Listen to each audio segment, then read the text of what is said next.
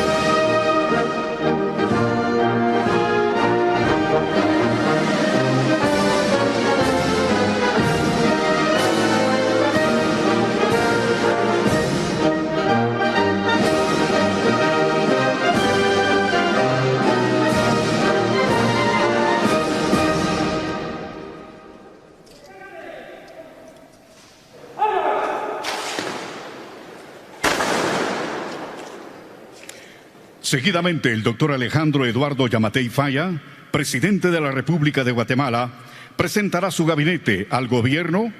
al excelentísimo señor Andrés Manuel López Obrador, presidente de los Estados Unidos mexicanos.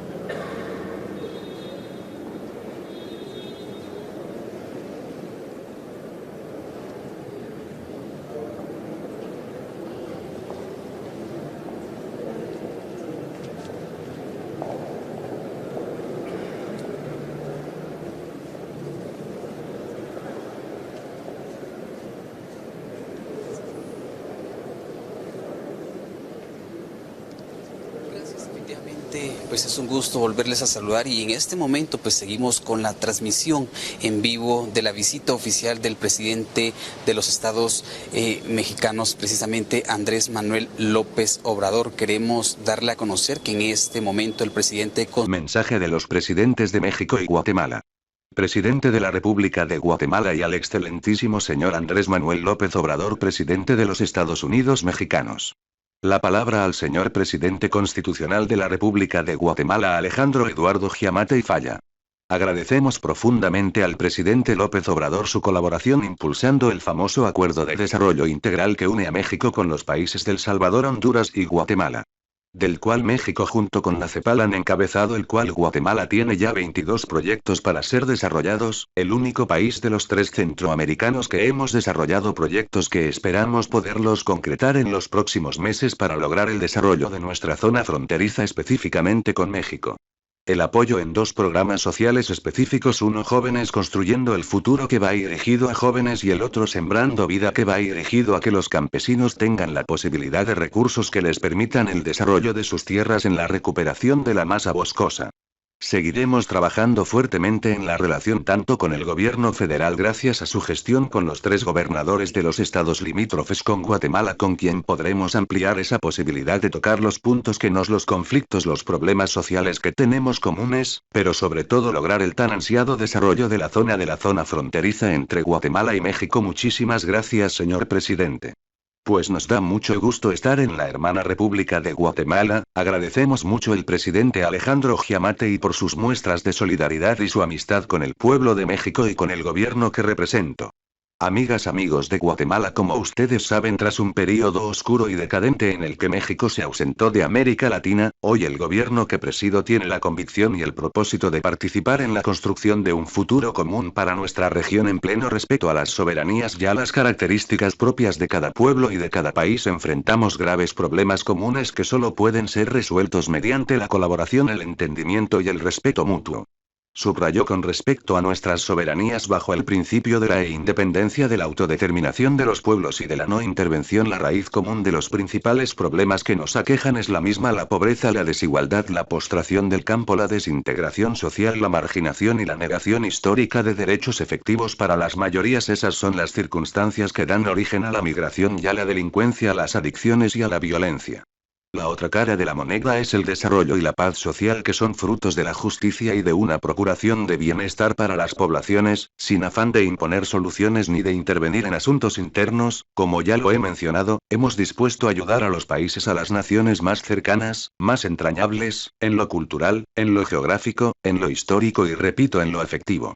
La fórmula que estamos aplicando en México para reactivar el campo, cuidar la naturaleza, crear empleos, rescatar a los jóvenes de la marginación laboral y educativa y crear, en fin, las condiciones de bienestar que demandan y merecen en las mayorías de esta Mesoamérica contemporánea. Estamos convencidos de que así, atendiendo las causas, los orígenes de la violencia, las bandas delictivas se irán quedando sin jóvenes a los cuales reclutar y que las personas podrán vivir en sus lugares de origen sin verse orilladas a emigrar y que la paz social podrá hacerse una realidad.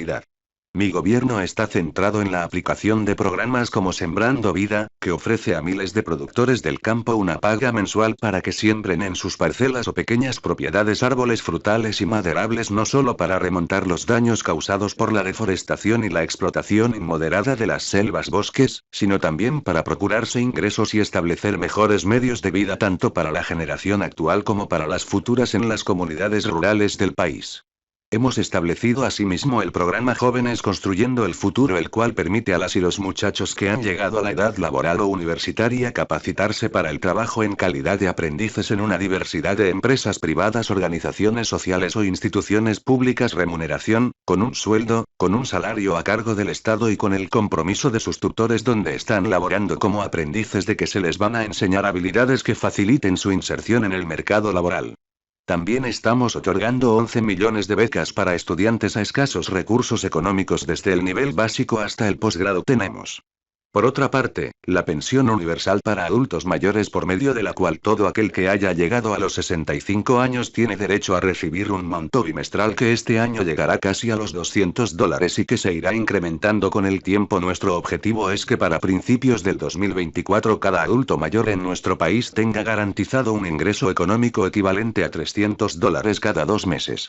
Existen otros programas para grupos vulnerables, pero les he referido solo los principales, aunque se otorga prioridad absoluta a los grupos indígenas. Todos los programas de bienestar se aplican y benefician de manera universal, es decir, a todos, y los hemos elevado a rango constitucional. La ejecución de esta política de bienestar permitió a millones de hogares enfrentar los meses más duros del confinamiento por la pandemia, cuando la economía prácticamente se paralizó y muchos se quedaron sin sus ingresos regulares.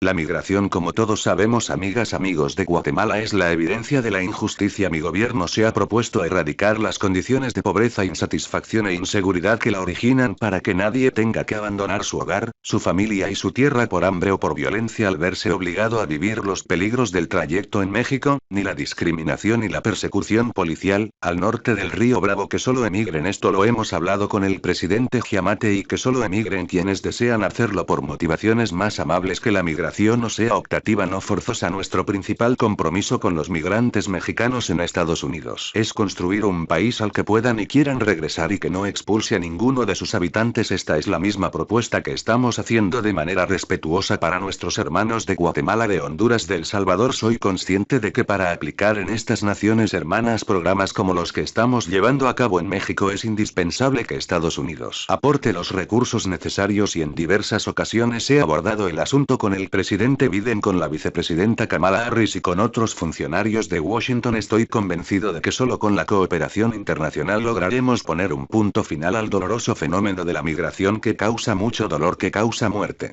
No podemos enfrentar el fenómeno migratorio con puestos fronterizos únicamente o con leyes más severas o con muros y policías, sino con bienestar, con seguridad y paz en los puntos de partida de los viajeros, en los lugares de origen de los migrantes. Nosotros tenemos programas y se ofrecen a los migrantes, pero el que sale de su pueblo ya lleva la idea de llegar a Estados Unidos. Además, por el tráfico de personas, y lamentablemente existe ya cuando llegan a México, ya llevan un acuerdo, un contrato con un coyote y ya aunque se ofrezcan oportunidades no es posible y se queden a trabajar en nuestro país. Por eso insistimos que lo mejor es atender el problema en las comunidades de origen de donde es la gente, ahí es donde hay que procurar que haya desarrollo, que haya empleo, que haya bienestar. Me parece, lo digo sinceramente, inexplicable, que en Washington, en el Capitolio, se haya tanto la aprobación a los $4.000 millones